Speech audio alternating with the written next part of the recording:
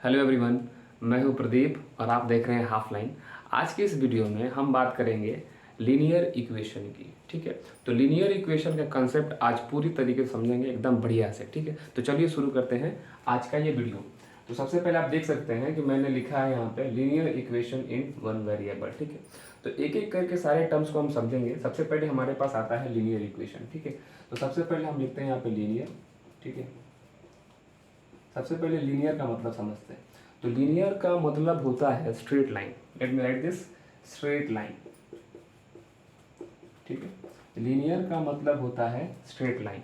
अब straight line का एक इस्तेमाल यहाँ पे क्यों किया गया है, हम इस बात को आगे समझेंगे। ठीक है, उसके बाद से एक और टर्म है यहाँ पे इक्वेशन। तो चलिए हम उसको भी समझ लेते हैं कि इक्वेशन क्या होते हैं। Okay, so we have equation here.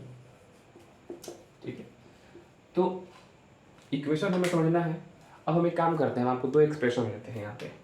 x+4 मैंने ले लिया एक एक्सप्रेशन, एक एक्सप्रेशन मैंने यहाँ ले लिया 5। ये दोनों के दोनों जो है वो एक एक्सप्रेशन है। ठीक है, तो जब हम दो एक्सप्रेशन को कनेक्ट करते हैं इक्वल साइन से, तब हमें मिलता है इक्वेशन।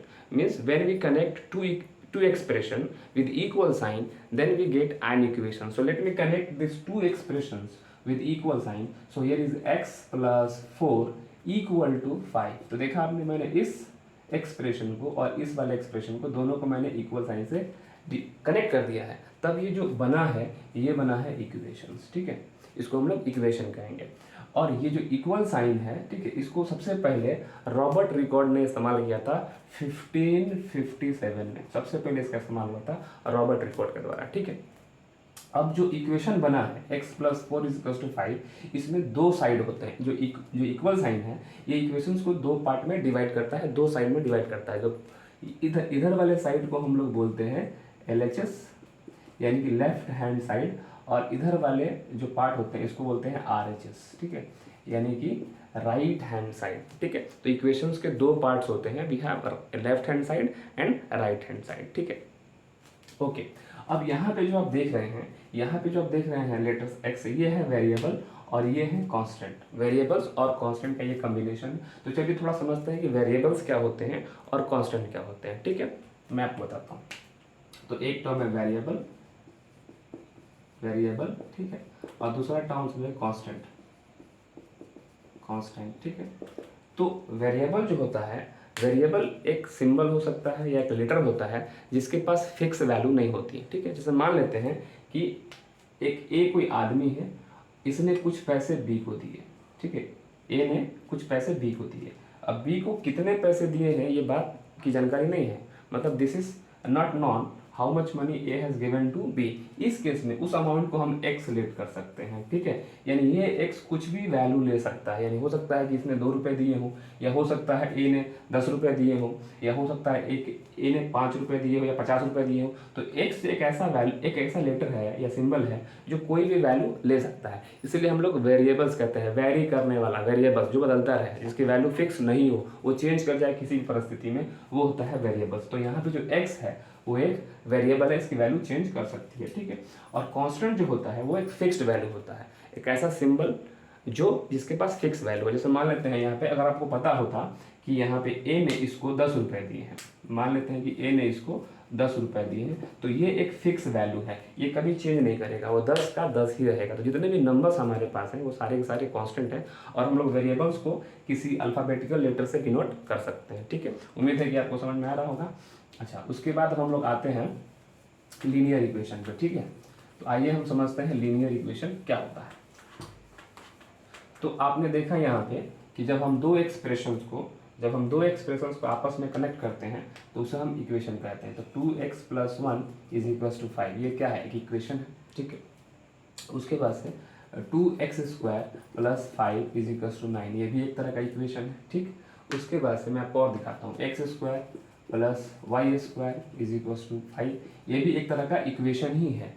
x³ + 2x² + x + 1 = 0, ये भी एक इक्वेशन, क्योंकि सब में इक्वल साइन लगा हुआ है। तो जिसमें इक्वल साइन लगा हो जिस एक्सप्रेशन में, वो हमारा इक्वेशन है। लेकिन इनमें से लीनियर इक्वेशन कौन सा है, ये हमें पता करना बहुत जरूरी है। सबसे पहले आइए हम इसके डिफिनीशन से बात करते हैं। तो लीनियर इक्वेशन का मैं आपको डिफिनीशन लिख के दिखाता हूँ। ठीक है, चलिए बात करते हैं हम लोग लीनियर इक्वेशन की।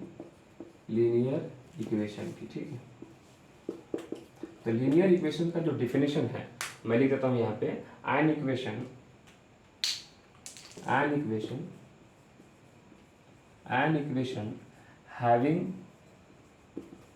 having variables with degree 1 is called linear equation, ठीक है। आप देख पा रहे हैं यहाँ पे। तो लीनियर इक्वेशंस वैसे इक्वेशंस होते हैं जिनमें वेरिएबल्स का जो डिग्री है वो एक होना चाहिए। तो यहाँ आप देखेंगे ये सारे के सारे इक्वेशंस है, लेकिन सब लीनियर इक्वेशन नहीं है। लीनियर इक्वेशन सिर्फ वही है जिसकी डिग्री एक होती है। इसमें यहाँ पे आप देख सकते हैं ये जो इक्वेशन है 2x + 1 = 5, यहाँ पे x की जो डिग्री है वो 1 है, तो ये लीनियर इक्वेशन होगा। 2x + 1 = 5, ये एक लीनियर इक्वेशन है, ठीक है। उसके बाद से x + y = 5, ये भी लीनियर इक्वेशन है, क्योंकि यहाँ पे डिग्री जो है 1 ही है। वेरिएबल्स दो अलग अलग हैं, that is okay, but degree is 1, so that is why this is a linear equation. तो लीनियर इक्वेशंस में वेरिएबल एक या एक से अधिक हो सकता है, लेकिन डिग्री हमेशा उसका एक ही रहता है। तो ये लीनियर इक्वेशन है, ये भी लीनियर। अगर मैं ऐसे लिखूं x³ + y² = 7, तो ये लीनियर इक्वेशन नहीं है, because here the degree is not 1, here is degree 3 and here is degree 2। तो जब वेरिएबल्स की डिग्री एक से अधिक हो या एक से कुछ और हो तो वो लीनियर इक्वेशन नहीं हो सकता है, ठीक है। आइए आगे बात करते हैं हम लोग, ठीक है।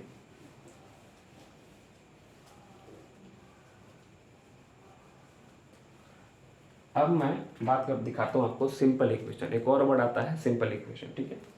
एक और आता है सिंपल इक्वेशन, ठीक है।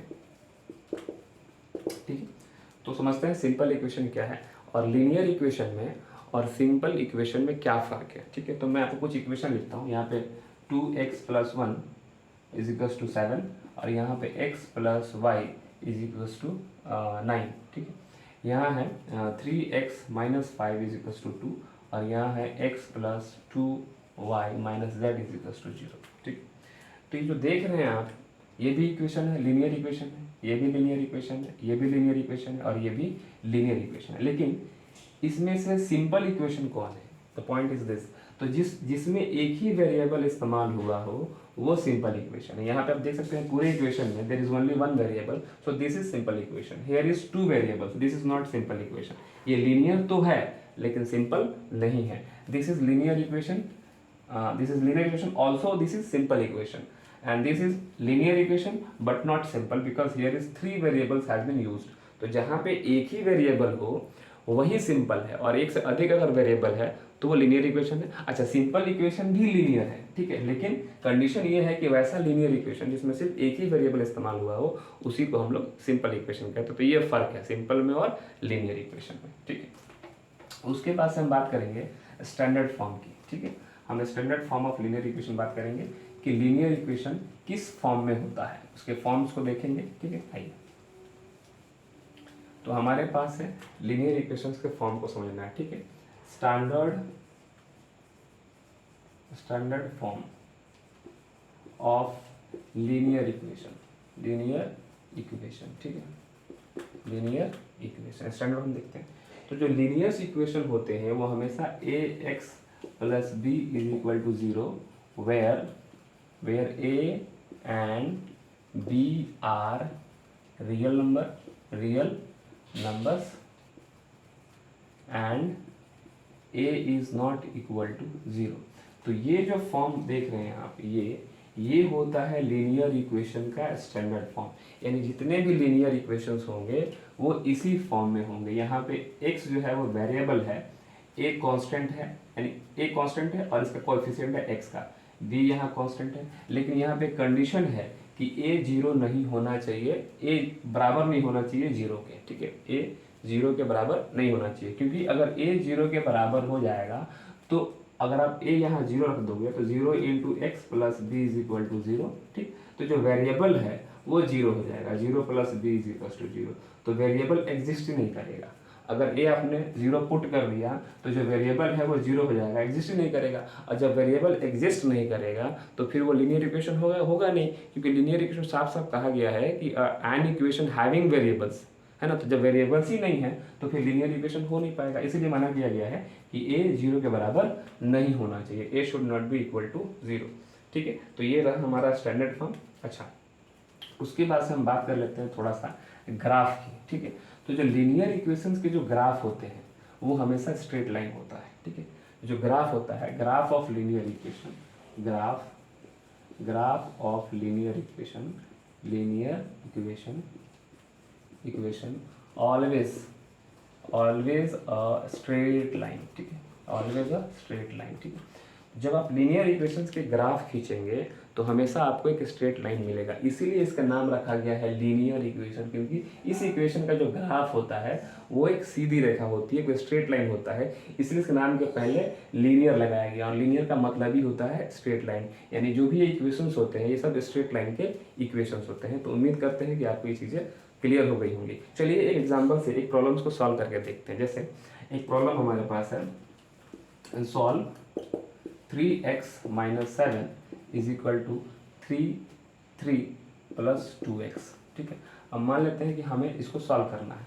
तो सॉल्व करने का तरीका ये है, यहाँ पे आप दो साइड देख सकते हैं, ये हमारा हो गया LHS साइड और ये हमारा हो गया RHS साइड।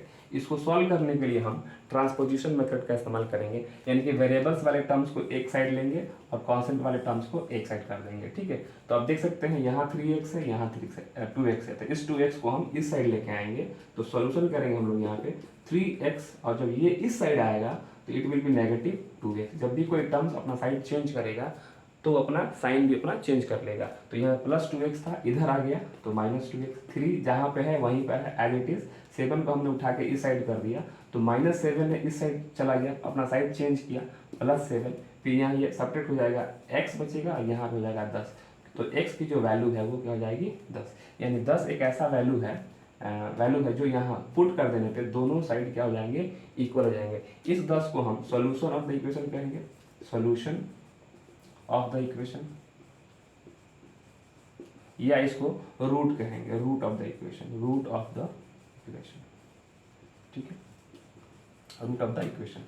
तो आज के वीडियो में बस इतना ही। अगले वीडियो में हम लीनियर इक्वेशन कुछ प्रॉब्लम सॉल्व करेंगे। ठीक है, उसके बाद हम लोग वर्ड प्रॉब्लम सॉल्व करना सीखेंगे।